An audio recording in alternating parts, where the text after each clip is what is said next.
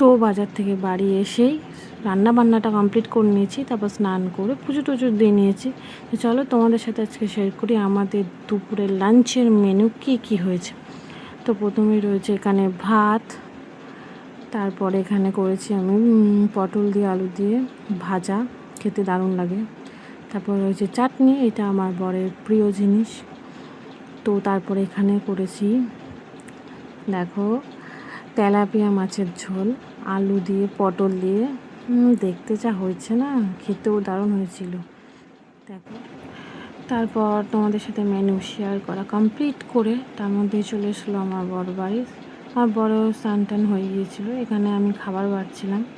এখানে আজকে আমরা 3 জন খেতে বসেছি। এই যে আমার বর খাচ্ছে, আর এই দেখো আমার দেওর তোমাদেরকে মাছ দেখাচ্ছিলো। তো যাই হোক, এই যে আমি খাচ্ছি, এখানে আমরা 3 জন মিলে খাওয়া দাওয়া করছিলাম আর গল্প করছিলাম।